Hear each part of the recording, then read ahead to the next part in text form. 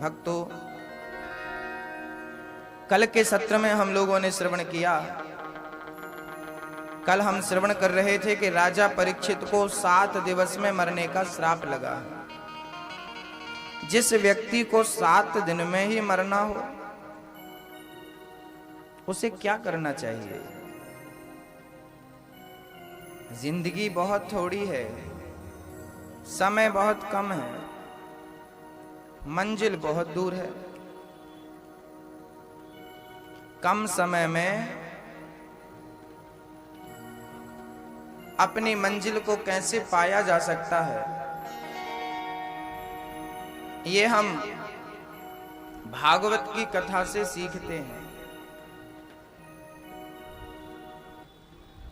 राजा परीक्षित को 7 दिन में ही मरना था। अच्छा, जब राजा परीक्षित को 7 दिन में मरना हुआ, तुझे देखने वाला सच की खेती कर लो चतुर नर, समय गुजरता जाता मेरे मालिक की दुकान में, सब लोगों का खाता।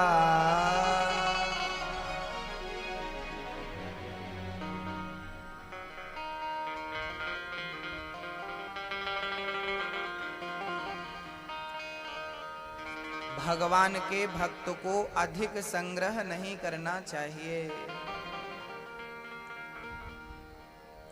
संग्रह करना ही है तो भगवान के नाम को इकट्ठा करो। माल खजाना कितना भी इकट्ठा कर लो, यहीं का यहीं रह जाएगा। इस धरा का इस धरा पर सब धरा रह जाएगा। इस धरा का इस धरा पर सब धरा रह जाएगा। खाली हाथ आया था और खाली हाथ जाएगा। मुट्ठी बांध के आने वाले हाथ पसारे जाएगा। इस धरा का इस धरा पर सब धरा रह जाएगा। इसलिए जो जाना है वो इकट्ठा कर लो ना। अच्छा, आप जरा हमें बतलाइए कि आपने अपने जीवन में पुण्य कितने किए हैं? पुण्य तो बहुत किए होंगे आप लोगों ने। और ये भी बताइए कि पाप कितने किए हैं? कभी सोचिए, यमराज यहीं अपना ऑफिस डाल लें अपने अंबा में, कभी उनका मन हो कि चलो भाई हम अंबा में अपना ऑफिस डाल लेते हैं, क्योंकि यमलोक में ज्यादा ट्रैफिक हो गया है, तो चलो एक ऑफिस अपने अंबा में डाल लो।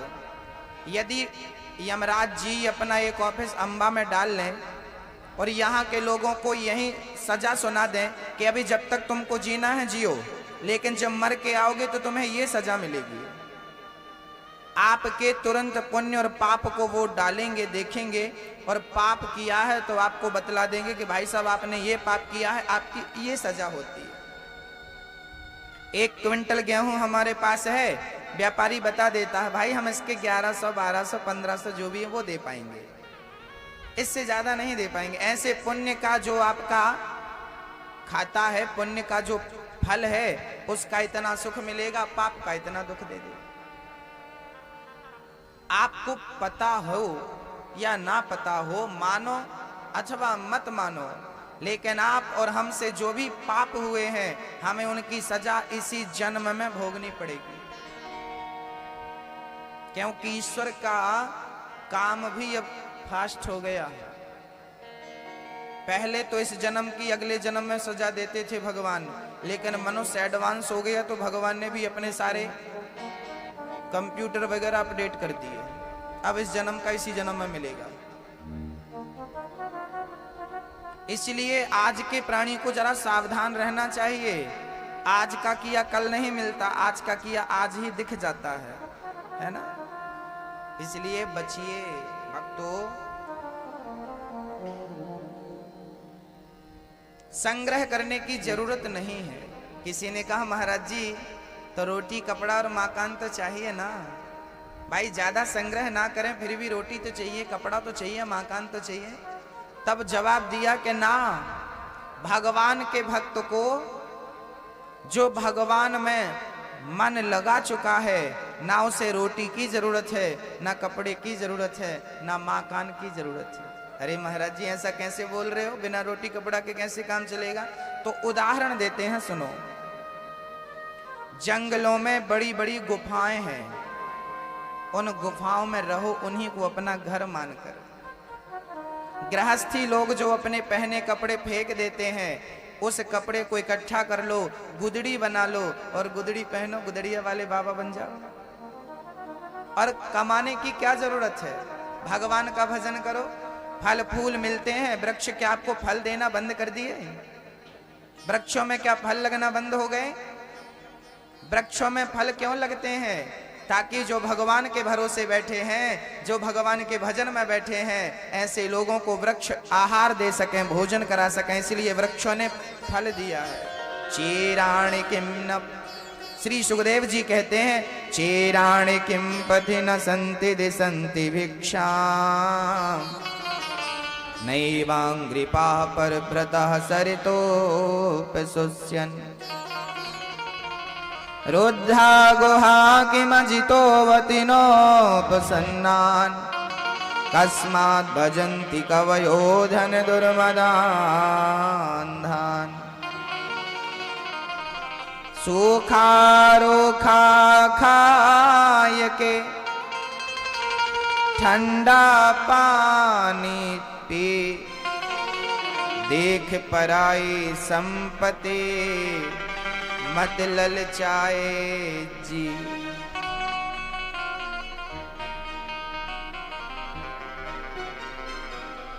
हमारा बिस्तर, हमारी तकिया, हमारा बर्तन तो हमारे पास रहता है। एक सज्जन बोला, चलो महाराज जी रोटी कपड़ा मकान छोड़ देंगे, चलो कोई बात नहीं, लेकिन खाने को बर्तन तो चाहिए ना भाई, सोने को गद्दा चाहिए, एक आध तकिया भी चाहिए, कंबल भी चाहिए, इसके बिना काम कैसे चलेगा? तब सुखदेव जी बोले ना, जमी पर लेट जाते हैं, सिराने हाथ रखते हैं, हम तो अपना तकिया बिस्तर हमेशा साथ रखते हैं। जमीन ही हमारा गद्दा है, आकाश ही हमारा कंबल है, और ये हाथ हमारा तकिया है। जमी पर लेट जाते हैं, सिराने जब हाथ है तो तकिए की क्या जरूरत है? बोलो, आप कभी अपने हाथ को ही तकिया बनाकर रखते हैं कि नहीं? जब हाथ है तो तकिया के लिए क्या प्रयास, जब जमीन है तो गद्दे के लिए क्या प्रयास? क्या जमीन में हम सोते नहीं हैं? बोलो भैया, क्या जमीन में नींद नहीं आती?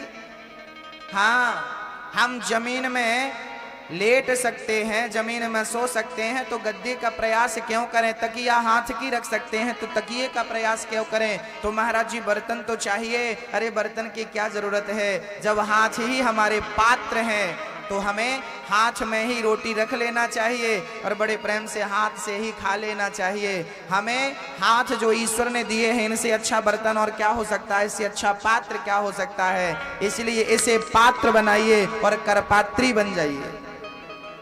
स्वामी श्री करपात्री जी महाराज अपने हाथ पर ही लेते थे और अपने हाथ से ही खाते थे, इसलिए उनका नाम पड़ा करपात्री जी। कर ही पात्र है जिसका, उसका नाम है करपात्री।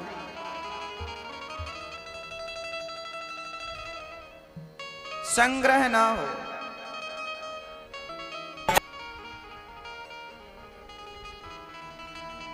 परेशानी बिल्कुल ना हो,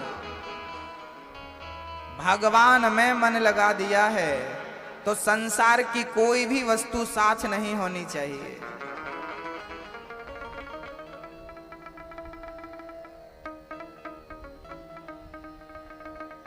एक महात्मा जी थे,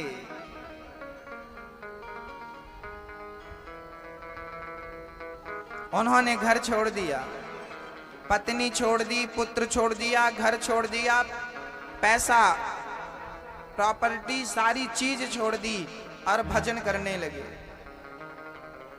तभी क्या हुआ, भजन करते करते उनके पास एक कंबल था ओढ़ने के लिए। महात्मा जी उस कंबल को साथ में लेकर चलने लगे। किसी ने कहा महात्मा जी आपने तो सब कुछ छोड़ दिया है, आपसे ये कंबल नहीं छूट रहा है। अरे बोले रात को ठंडी लगती है ना तो ओढ़ लेते हैं। तब सामने वाले ने कहा कि परिवार छोड़ दिया,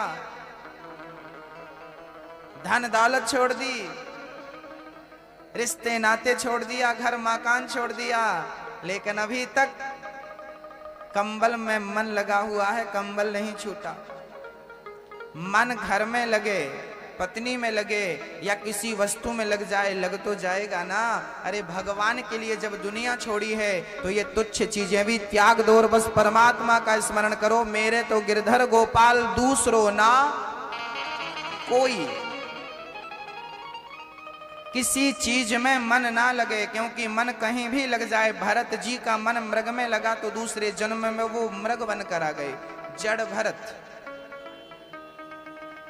श्री सुखदेव जी महाराज कहते हैं भक्त को विरक्त रहना चाहिए, किसी में आसक्त नहीं होना चाहिए, किसी भी चीज में मन नहीं लगाना चाहिए। भगवत भजन ही उसके लिए सर्वश्रेष्ठ साधन है, सर्वश्रेष्ठ औषधि है। सुखदेव जी ने परमात्मा से सृष्टि का वर्णन, परीक्षित ने पूछा परमात्मा सृष्टि क्यों करते हैं? तब सुखदेव जी कहते हैं मैं भगवान को नमस्कार कर लूं, प्रश्न का उत्तर देता हूं। सुखदेव जी महाराज कहने लगे नमः परस्मै पुरुषाय भूयसे सदोद्भवस्थान निरोध लीलया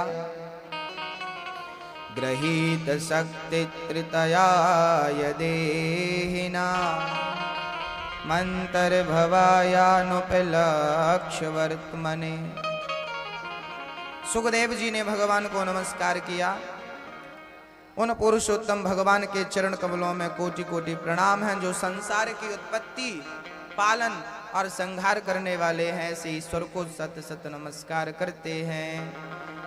सृष्टि के वर्णन का बड़ा सुंदर दर्शन कराया श्री सुखदेव जी ने राजा परीक्षित को। बड़ी सुंदर सृष्टि का वर्णन श्री सुखदेव जी ने राजा परीक्षित को। राजा परीक्षित ने एक प्रश्न कर दिया, गुरुदेव भगवान श्री कृष्ण जब छोड़ करके धाराधाम को चले गए तब ये पृथ्वी का क्या हुआ? इस पृथ्वी पर किसका साम्राज्य हुआ?